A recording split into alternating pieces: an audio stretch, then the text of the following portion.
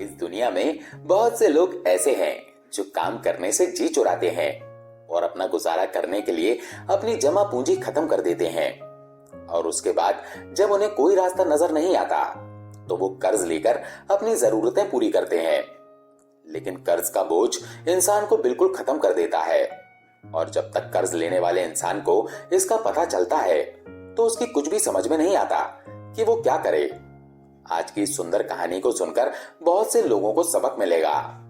अब देर ना करते हुए आज की कहानी शुरू करते हैं। प्राचीन समय की बात है। अर्जुन नाम का आदमी अपनी पत्नी और बच्चों के साथ रामपुर नामक गांव में रहता था। वो बहुत ही कामचोर और आलसी था और अपनी विरासत में मिली हुई संपत्ति से अपना गुजारा करता था। एक दिन उसकी पत्नी सुनीता ने उससे कहा, अपनी जायदाद बेचकर कब तक घर का खर्चा चलाओगे? हमारे बच्चे भी हैं और खर्चे दिनों दिन बढ़ते ही जा रहे हैं। तुम घर चलाने के लिए कोई नौकरी या व्यापार क्यों नहीं कर लेते? अगर ऐसे ही चलता रहा तो एक दिन ये घर भी बिक जाएगा। अर्जुन ने उसकी बात सुनकर कहा, तुम मुझे उपदेश मत दो और घर खर्च की चिंता बिल्कुल मत करो। मुझे पता है कि मुझे क्या करना है और तुम ये भी जानती हो कि मुझे किसी के अधीन काम करना पसंद नहीं है।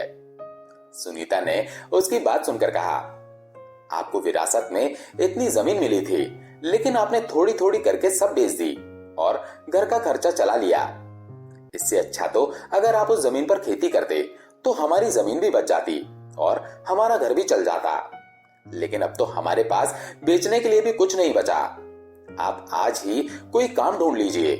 मुझे अब फिक्र होने लगी है कि हमारा क्या होगा। अर्जुन ने उसकी बात सुनकर कहा, हाँ मैं तुम्हारी बात समझ गया, इसलिए घर को नहीं बेचूंगा और अब तुम मुझे उपदेश देना बंद करो। ये कहकर अर्जुन गुस्से में घर से चला गया। घर से बाहर आकर उसने सोचा कि अब मैं क्या करूं। फिर उसके दिमाग में एक उपाय आया। अगले दिन अर्जुन गांव के व्यापारियों से मिलने के लिए गया। सबसे पहले अर्जुन गांव के एक अमीर सेठ के पास गया। उसको देखकर सेठ ने पूछा, क्यों भाई अर्जुन, कहां घूम रहे हो? अर्जुन ने उसकी बात सुनकर कहा, मुझे आपसे कुछ मदद चाहिए, इसीलिए मैं आपके पास आया हूं। सेठ ने उसकी बात सुनकर हंसते हुए कहा, मुझे मालूम है तुम किसी काम के बिना बाहर नहीं आते। अर्जुन ने उसकी बात सुनकर कहा, मैं आपके साथ एक सौदा करने आया हूं।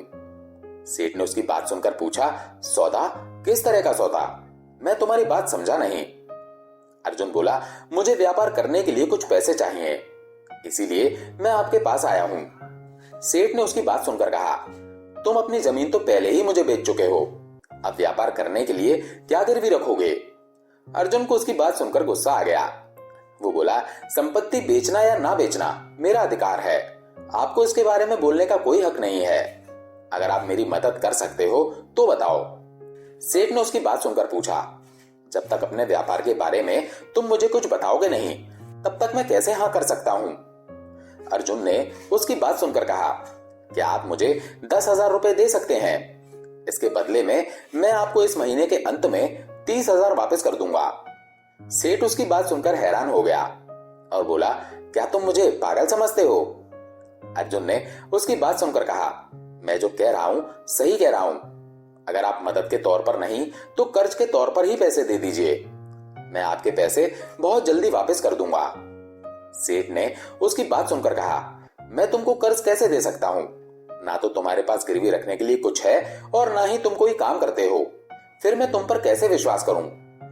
अर्जुन ने उसकी बात सुनकर कहा, सेठ जी आप मुझ पर शक कर रहे हो। आप जानते हो अभी मेरे पास मेरा घर है, मैं आपके पास जमानत के तौर पर अपना घर गिरवी रखने के लिए तैयार हूं। सेठ को अर्जुन की बात सही लगी। सेठ ने उसको कहा, ठीक है मैं तुम्हें पैसे उधार दे दूंगा, लेकिन उसके लिए एक शर्त है, मैं रकम के ऊपर 2% ब्याज लूंगा, तुम्हें हर महीने ब्याज देना होगा। अर्जुन ने उसकी बात सुनकर हाँ कर दी और बोला, सेठ जी आप चिंता मत करो, मैं आपके पैसे ब्याज समेत वापस कर दूंगा। उसके बाद सेठ ने अर्जुन को पैसे दे दिए और एक कागज पर अर्जुन के हस्ताक्षर लेकर सब कुछ लिखवा लिया। अर्जुन खुशी खुशी वहां से चल दिया।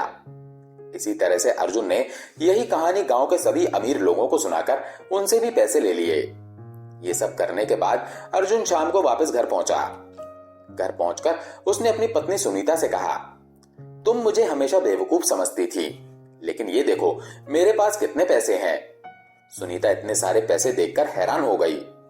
उसने पूछा, इतने सारे पैसे तुम्हारे पास कहां से आए, किसने दिए? अर्जुन ने कहा, ये मेरी बुद्धि का कमाल है। सुनीता ने उसकी बात सुनकर कहा, मुझे पता है आप कितने समझदार हो, इसलिए चुपचाप मुझे बताओ कि ये पैसे कहां से आए।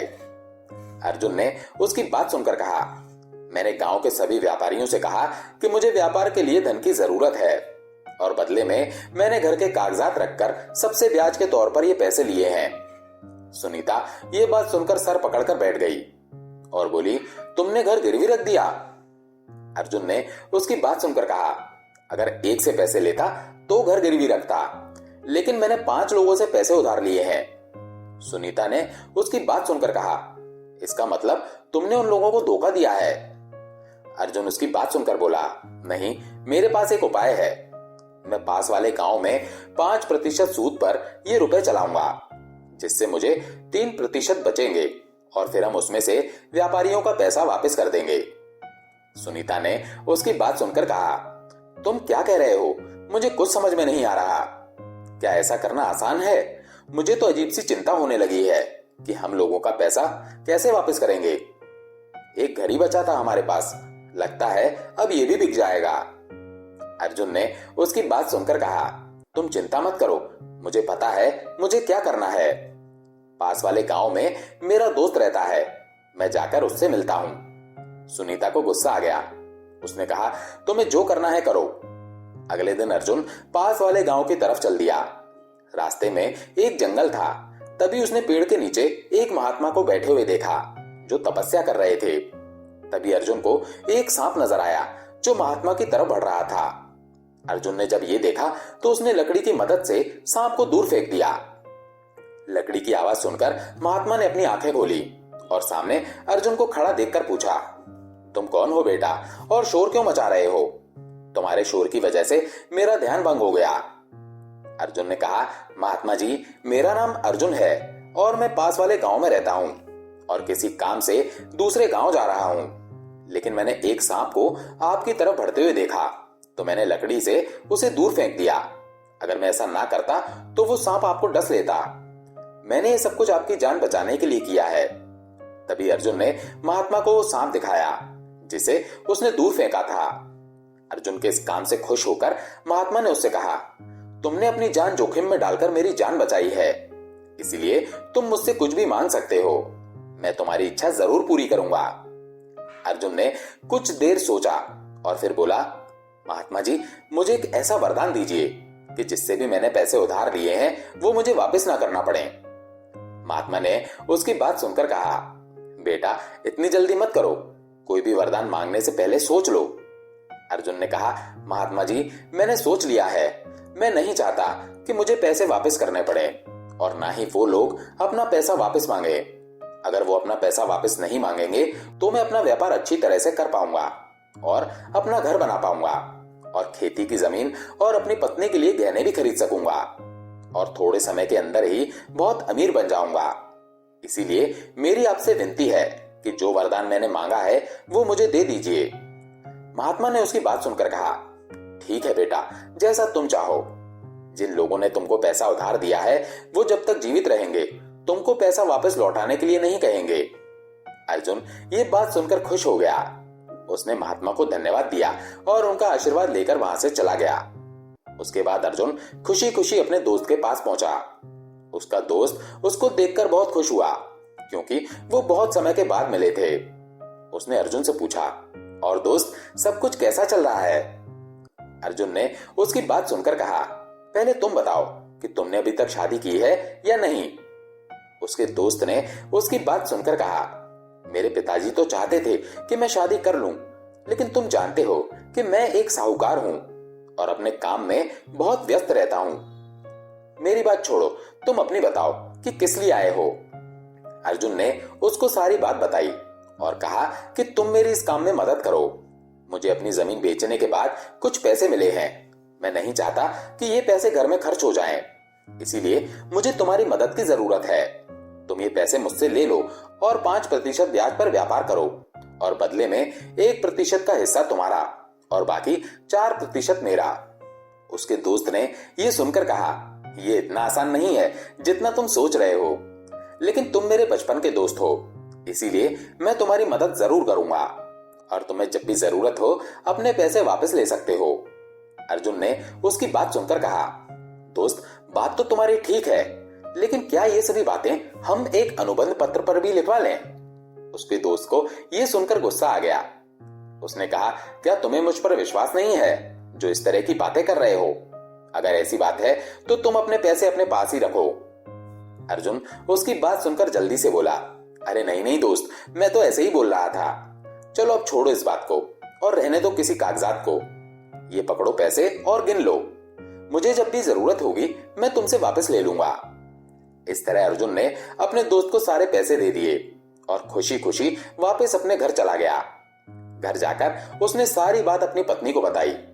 उसकी पत्नी ने कहा, तुम सारे पैसे बिना किसी कागजात के अपने दोस्त को दे आए हो।